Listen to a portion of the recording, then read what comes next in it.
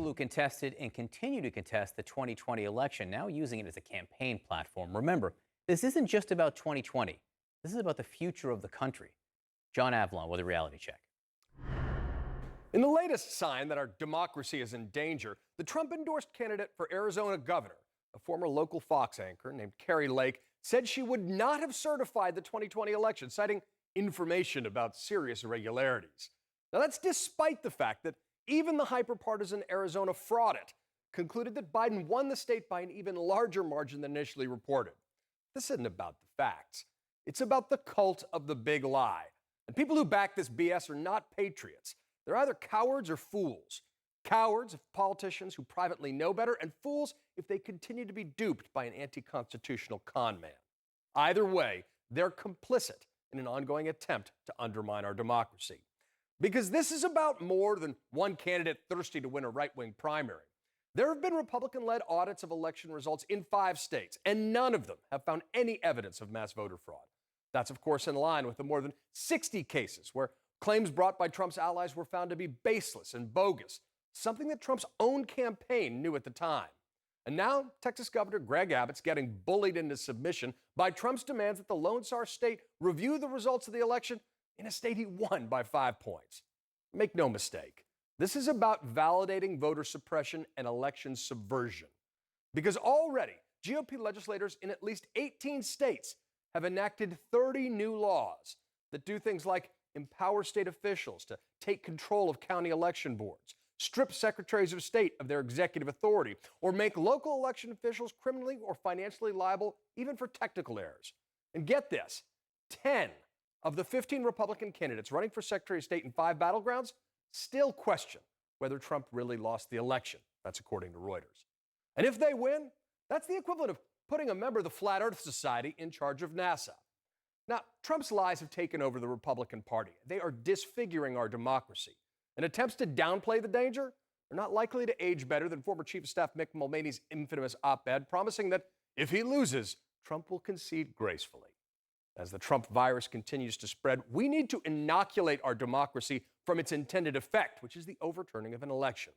And while Senator Joe Manchin continues his quixotic effort to convince 10 Republicans to back his eminently reasonable election reform bill, there's an even more targeted effort, which could gain some Republican support. It's an urgently needed clarification of an obscure 1887 law known as the Electoral Count Act. This is the same murky and messy law that Trump lawyer John Eastman attempted to exploit in his 6-point memo for how to conduct a coup. Among the law's many deficiencies, the act allows state legislatures to appoint a slate of electors regardless of how its citizens voted if the state failed to make a choice on Election Day, a circumstance the law does not currently define. In addition, it allows an objection to the counting of a state's electoral votes to occur if only one senator and one member of the House sign on. It should be a much higher threshold. Now, the law notably does not give the vice president discretion to ignore state electors, as Trump reportedly wanted Mike Pence to do, saying, wouldn't it be almost cool to have that power? Yeah, he said that. But to remove any tyrannical temptations, it should clarify that the vice president is a mere functionary when it comes to counting election results. This reform is needed to avoid another contested election and a new constitutional crisis. And it's already got cross-aisle appeal, backed by center-right think tanks like AEI and the Cato Institute. Fanatics don't care about facts, and that's why we need to strengthen our laws now. So attempts to overturn the next election by Trumpite apparatchiks do not succeed. And that's your reality check. John Avlon, thank you very much. I want to bring in CNN political commentator and former Republican Congresswoman from Utah, Mia Love. Congresswoman, thanks so much for being with us. As John points out there, the issue now is that there are Republicans running for office for whom the big lie is a central platform. And in 2024, they'd be in a position to do something about it. Right. Unfortunately, Kari Lake has an opportunity to talk about what she's going to do for the state of Arizona. How is she going to make things better? But instead, she's focused on the main campaign platform is that she would have done things differently than Governor Ducey, that she wouldn't have certified the elections. And so it's really interesting because she is not giving anybody in Arizona any hopes as to what she will be doing. It's completely focused on whether it's her idea or not, whether it's what she wants to do or not. She made the statement that she would not have certified the votes. So that's what the campaign has become about, instead of, hey, this is what we're going to do in the future and how we're going to help Arizona really have a leg up. What's to keep, if some of these candidates get elected, what's to keep them from overturning an election going forward? Well, unfortunately, I don't know what's to keep them from doing that. And I think that people are going to be a little concerned about where her priorities are. Same thing with Greg Abbott. Instead of pledging his allegiance to Donald Trump, he really needs to pledge his allegiance to the United States and to the state of Texas. And it seems as if they're removing themselves from the very people that have voted them in and are focusing on whether the former president is going to run for office again. And unfortunately, I think that some of these elected officials are hedging their bets. And I think it's going to be detrimental, not just for them, but for the people that they represent.